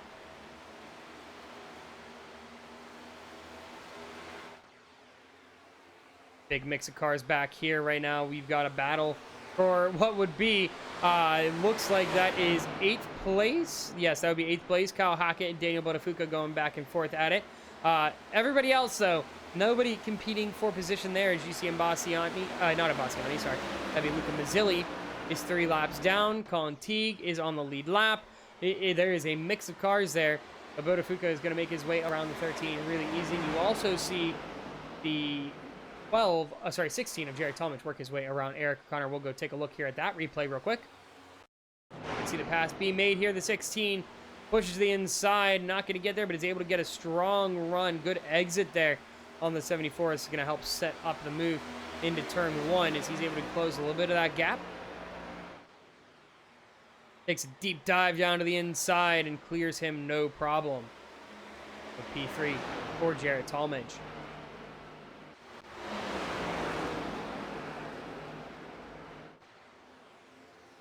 So as we are going through less than 40 to go at this point, oh, 3 wide. Not for position. Nobody is for position here as they are all different laps. But look at Colin Teague. He is pushing Buttafuoco all the way to the bottom, trying to squeeze him on that white line. But as we come around to the front stretch with these guys, we are going to turn off the mic and crank up the audio here on track and give you the sights and sounds of Homestead Miami Speedway.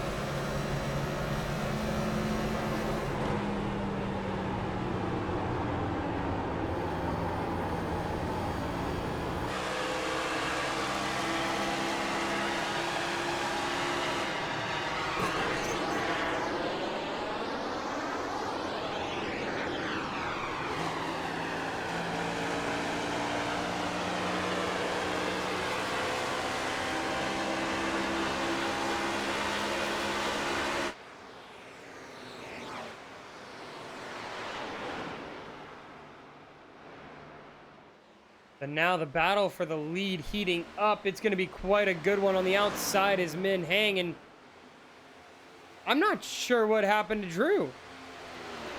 His pace is way off. You take a look here at the last couple laps between him and Min Hang.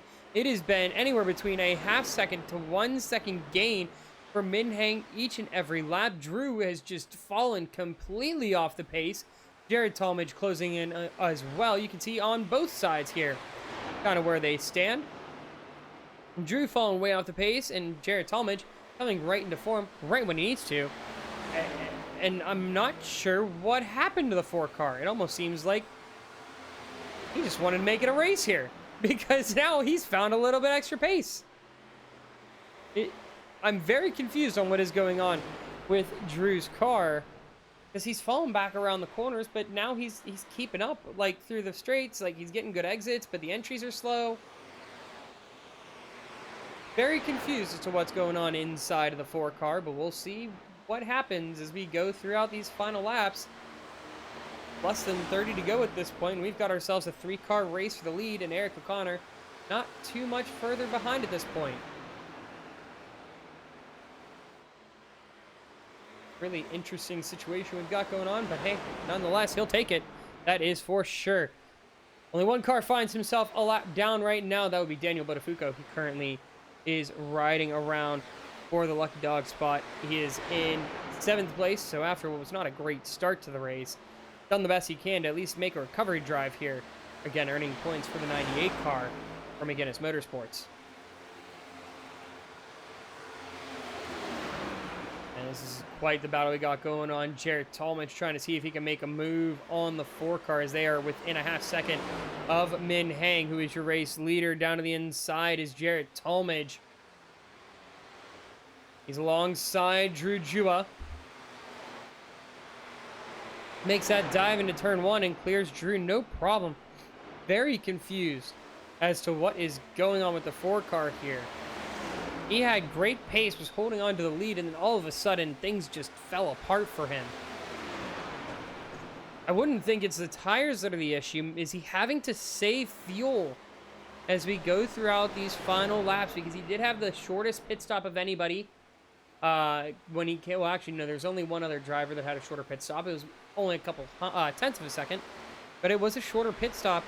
Did he underfuel the car and is having to save at this point? It's hard to tell. The only way we're going to know is if we go on board and listen and hear if he is clutching the car around the corners or is even just letting off all the way around. But then you have moments like he's right back on the pace. It's very confusing to see what he is doing out of this 4 car. He had himself a strong lead. I don't know if it was the tires. That's what he said over the radio. But at the same time, I mean, he's right back there. Maybe it's a Lewis Hamilton thing where he says, Bono, my tires are gone, and then puts on the fastest lap, because now you see him going in the middle, looking to see if he can go for a strong exit as he rounds it around the bottom. It's going to be a push here. Oh my goodness, they're going to go 3 wide for the lead. No, Jared Tallmadge closes him off. He's going to get the push from Jua, though, down the backstretch. Min Hang stuck on the outside is going to have to try and see if he can carry a little bit of that momentum. But could those tires be used up on that outside line? We've seen that from Min Hang and Eric O'Connor. They run that outside line, and then the tires just collapse. Jared Tallmadge back to the lead, though. Big advantage for him. It only took him 20 laps to find his way back up to the race lead. And now he's got the freshest tires over anybody else in the field by about 6 laps at the least, or at the least, all the way up to 8 laps at the most here for these guys in the top 5. These guys battling, though, has given Eric O'Connor a little bit of extra life. He's found a couple tenths here. Finds himself just 3 seconds behind the race leaders at this point, and is hoping he can continue to push. And Min Hang comes down pit road. So interesting to see the 2 dive down to pit road. I guess he needs to take a splash and go. And we'll have to see if that's what the play is. But then that means our other drivers going to have to come down for a quick splash of fuel be able to make it the last 20 laps. Now, do they throw it on the jacks? They do. So he is electing for tires as well. It looks like he is taking a full set. Interesting. Instead of taking rights and fuel and just making it a short pit stop, he opts to go for the full service. Let's go put Min Hang a lap down. He's going to have to worry about Daniel Botafuco coming around, but he's still way behind him. So it looks like Min Hang going to be currently in the lucky dog spot if a caution were to come out. Drew Jua, looking to get back to the race lead, decides to tuck in behind Jarrett Tallmadge. And maybe that's the play here for the 4. Get behind, get in the draft, and save fuel as best he can. Because he's not, he's racing Jarrett Tallmadge, but he's not pushing him like they were earlier. This should be a really good battle here for the race lead as we get towards the end of the race. Eric O'Connor is again licking his lips at the opportunity here. He is sitting further back. We haven't really checked in on him in a while because he's just kind of in no man's land. He's got 3 seconds to the cars in front and then about 16 seconds to the car behind. So he is literally just racing his own race at this point.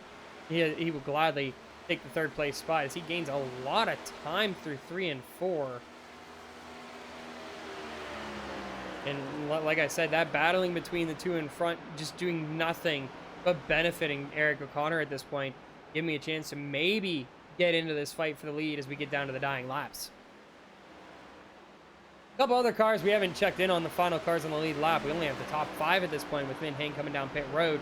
Tyler Glass finds himself 19 seconds down. Has a while to go to catch up to Eric O'Connor, but he's just, again, doing a great race here. I believe tonight would be his best finish all season long. So a great points day for him, getting 6th at stage, and it would be 4th place if he continues to hold on to this position through the end of the race. Would be a great day for him as he finds himself 20 points on the outside of the playoffs at this point. Might be able to make a move for the playoffs because Kevin Urguea is one of the drivers not here for tonight, and possibly be able to jump that depending on how far Urguea falls. Last car in the lead lap, Colin Teague, currently sitting in 5th. He's about 5-6 seconds behind Tyler Glass at this point. And again, doing a really good job. It's been a strong race for him. This will be his 2nd top 5, because if I remember correctly, he had a top 5 last week at Indianapolis. Getting himself a decent run here tonight. Decent. This is a great run for him tonight. He's up 7 spots from his 12th place starting position and is actually almost your hardest charger for the night. That award currently going to Jared Newton. Jared Newton up 8 spots from where he first started back in 16th. While he has 2 laps down, an 8th place spot, a very good spot. Again, he's one of those drivers outside looking in. Needs some big points days in order to make the playoffs. It's not the best in 8th place, but it's definitely a good start if he's going to try and make a run for the playoffs. And it's happened. Jarrett Talmadge starting to pull away from Drew Jua. And it's hard to tell what is happening with that 4 car because it was just a drastic drop-off. It's bizarre to see. It confuses me. I mean, you could see the lap times. He was right there, and then all of a sudden, he's just gone. It's very confusing, very perplexing. And you're seeing Drew now quickly fall back to Eric O'Connor. He's only about 2.5 seconds ahead of Eric O'Connor, because when he was earlier, about 3.5 or so ahead of his teammate.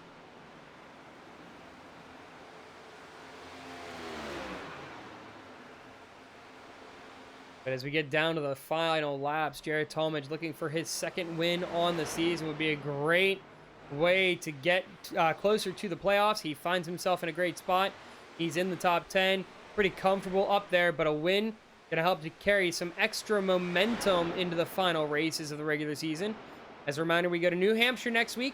Then after that, we head out to Long Beach for a street course, our first street course of the season, our only street course of the season, but it'll be our 3rd road course of 4, and then we finish our regular season and see who can get lucky, rolling the dice in Las Vegas. That's going to be a really intense race at track. Lots of opportunities to make moves. You can really run any line throughout that track. Similar to what we have here at Homestead. Lots of opportunities, lots of passing moves. And we've seen a wide mix of strategies here at Miami, but it's going to be a long green flag run. Lap 20 was the last time we had a caution. Only 2 cautions tonight, it looks like. Or 3. I believe it's 3.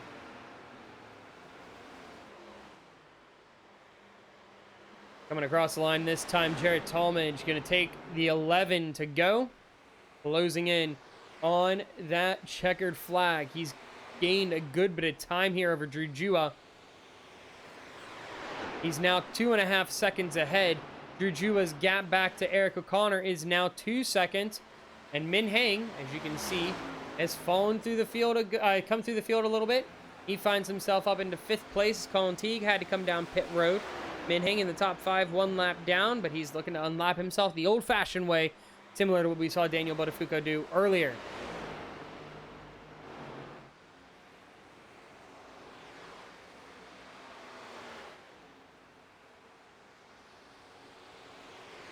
We should see Min Heng get that done here. Pretty much any lap right now finds himself, I would say about a second or so back, but let's go battle currently for what is 9th place. Jonathan Amodio trying to see if he can work his way around Jared Newton. Running that high line, Jared Newton all the way on the bottom. As they come out at turn 4, and what a run on the bottom line there from Newton. Amodio came down on lap 107 for tires. Jared Newton on lap 96, so he's got 11 lap pressure tires, but hitting the wall is not going to help him out there.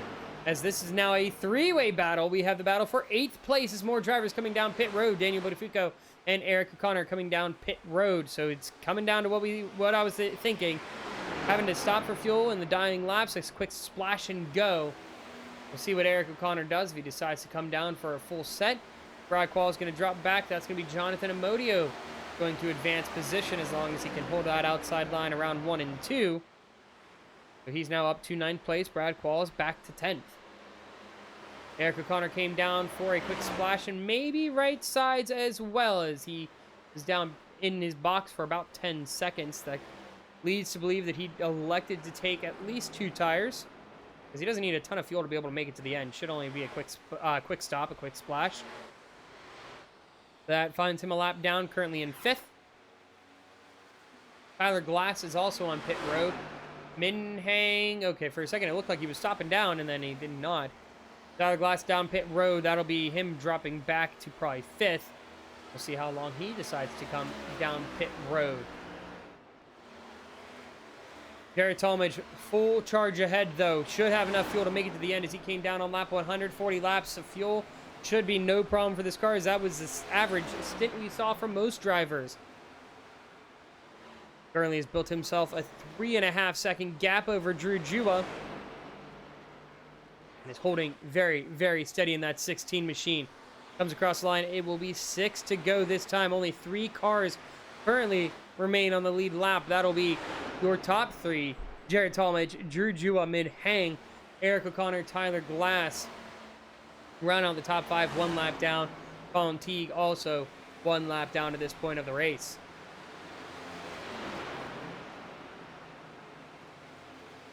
Five to go as Jared Talmadge gets ready to take the line, and it's been a great run for him. He's had strong cars in recent weeks. Indianapolis was a good run for him, got caught up in stuff. He had some good runs at a mix of other tracks. Kansas, Atlanta, New Atlanta, sorry, not Old Atlanta was a good race for him. But New Atlanta was a good run for him, just couldn't seem to get in that position to be able to take the win. Lots of really good opportunities, just hasn't been able to get a win past his first. Great race tonight, great strategy for him. The overcut seemed to work out, even though it usually burns drivers. We've seen Tim Moore try that over and over again throughout the season, and the overcut just never seems to pay off for him.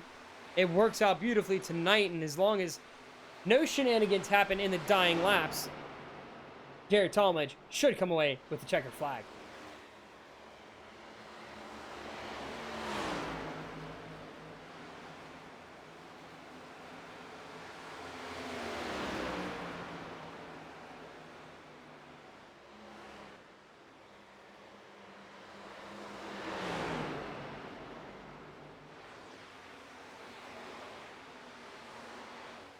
Gets his way around Brad Qualls, and he gets the popsicles. Oh, sorry, no, my bad. I thought it was 2 to go, not 3 to go. So he gets 3 to go this time around. Almost done with this race, and Drew Jua has just fallen completely off pace. That 4 car struggling out here, but a great run here from really all these drivers. I mean, you got to give props. This is not an easy track to run.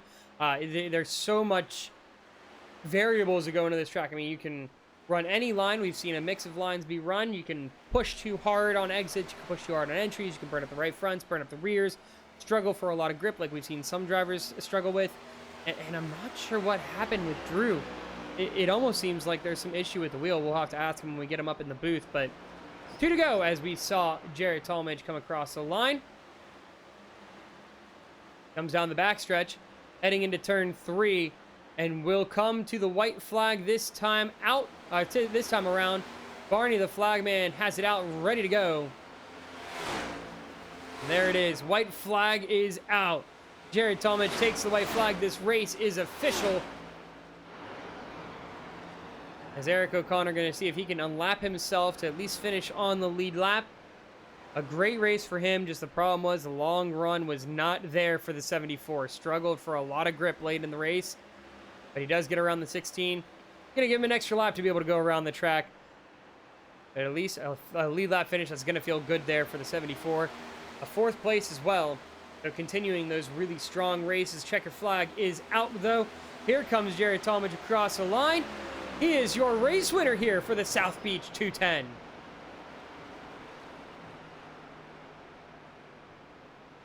take a look. Drew Jewett comes across the line. Definitely not happy with the way that 4-car ran at the end.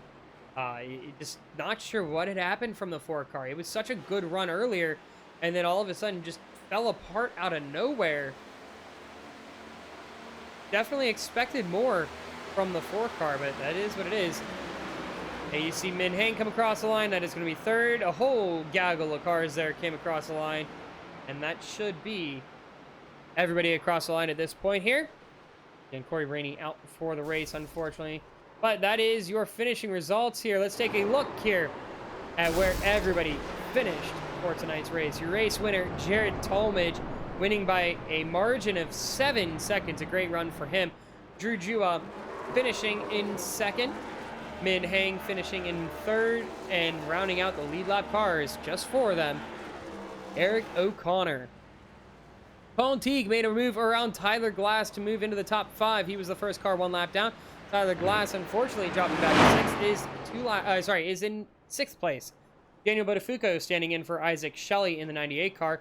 Finished in 7th. Jared Newton in 8th. Jonathan Amodio in 9th. Brad Qualls in 10th. Victor Imbasciani finishing in 11th. James Mendez in 12th.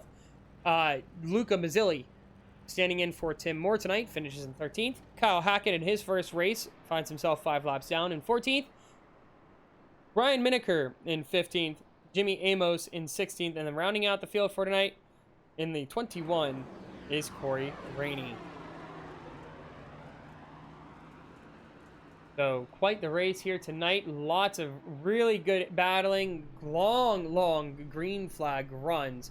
But we're going to try and get our top 3 up here in the booth. We'll see if we can get Min Hang up here. But right now we got Drew Jua waiting to join us. And Drew Jua finishing in 2nd place tonight. Had a really good run, but something happened there at the end. What happened to the car? Because your pace just dropped off altogether. Oh, hang on. There we go. Now we got you. Go ahead. I'm sorry, Drew. Yeah, we short pitted. I mean, I could have went a little longer. We drove to the field with Dan there, and we could have pitted a little earlier, but I really wanted to win halfway, so I kind of short pitted, and I kind of looked at the fuel, and I was like, I don't think somebody can make it, and Jarrett stayed out long there and ran out fuel almost every single time, and I realized that he could make it, and I looked back, and I had a big enough gap to where if I just went and saved fuel, I could have given myself a chance to win, and the worst I would finish was 2nd. So I ended up doing that, and I felt like I had a chance, and then once he started picking up the pace, I couldn't do anything. I was still to the negative. So unfortunate, we still can't go back to back. Something I kind of struggled with, but we'll take 2nd place and another halfway bonus win. I'll say, yeah, you still had a good run. 2nd place is great. You got the stage win, so it's definitely a great way to finish tonight, just not the way you would have liked. Yeah, the way we were seeing you on track, it almost seemed like that you were having trouble with tires, it almost seemed like, because the car was wiggling around a little bit. You just, the pace fell off from nowhere, so it was I'm just very confused up here in the booth seeing what was going on track, but that makes a lot more sense now that you talk about it. But yeah, you say trying to go back to back, just can't seem to get it. But 4 wins, I mean, that's really impressive on its own. What is the most that somebody's ever had in the OMA VRC? I think when we were on Heat, Tim had about, I can't remember the exact number, but it was over 10. I think the most I've ever had is 9 maybe.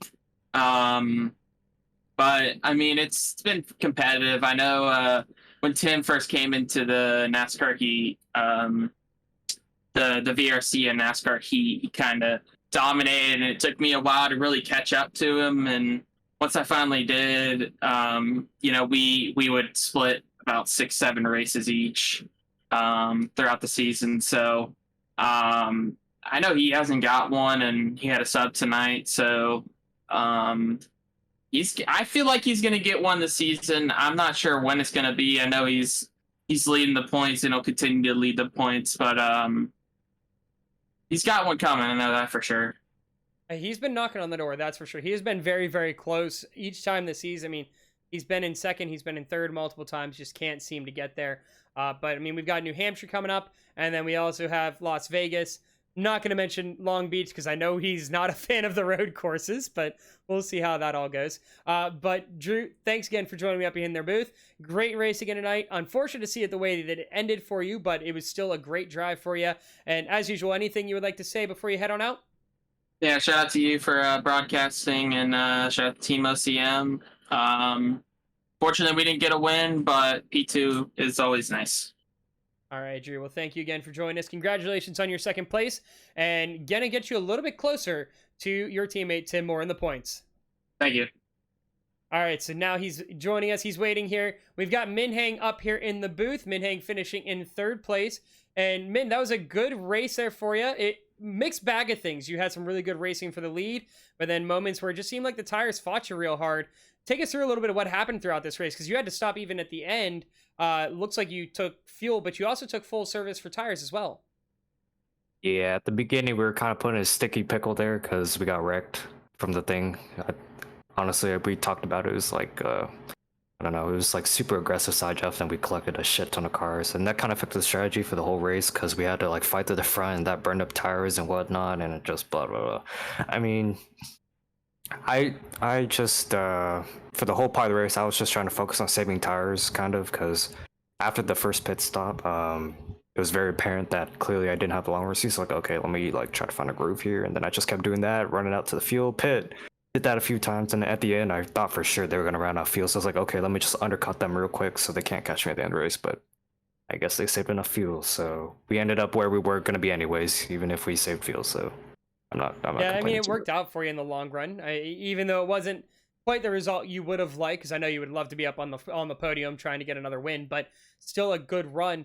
The strategy really, yeah, came into play in tonight, but yeah, that opening wreck, it was like lap 7 if I remember correctly, really kind of threw a kink in things because we saw a couple drivers, it really ended their race or a chance for a win. Like Daniel Botafuco fell off. We saw Jonathan Modio. They both had a tow to the pits.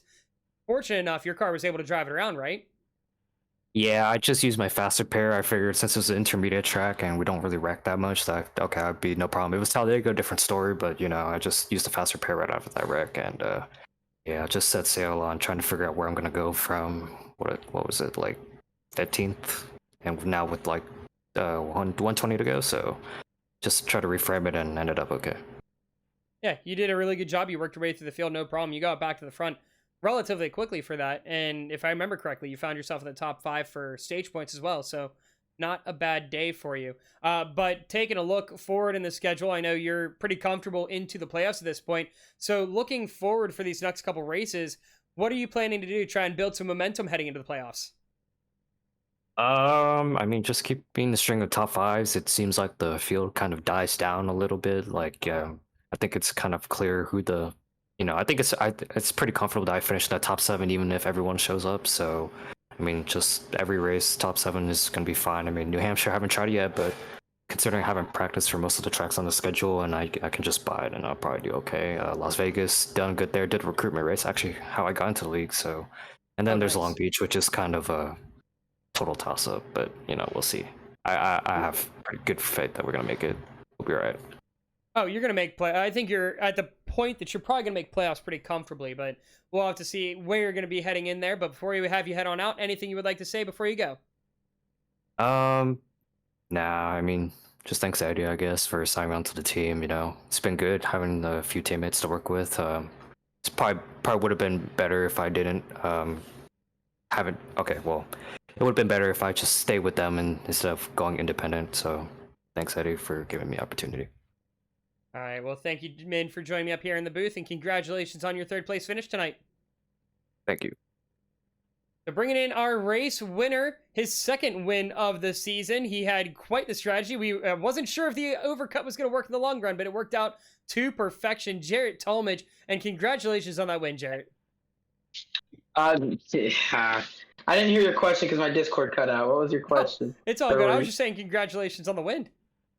Thank you. Yeah, I don't know. I didn't think at first that overcutting was gonna work because I know how big the undercut can be sometimes. But When it's about before our second to last pit stop, I realized if I could go all the way and run it out, that I'd be right on the money to one stop. And I think Drew and a couple of people thought you would have had to two stop again, and I did that. I was sputtering entering my pit stall, so I got lucky there. And then, yeah, I did a very bad job after that pit stop of trying to catch back up to Drew.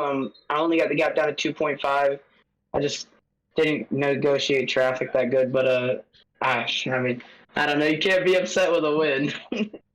Yeah, I mean, the strategy, I was even up here wondering, is the overcut going to work? Because we've seen many times Tim decides to go for an overcut on these longer green flag runs, and it kind of messes his run up, and it throws him way off. We saw you come out the first time.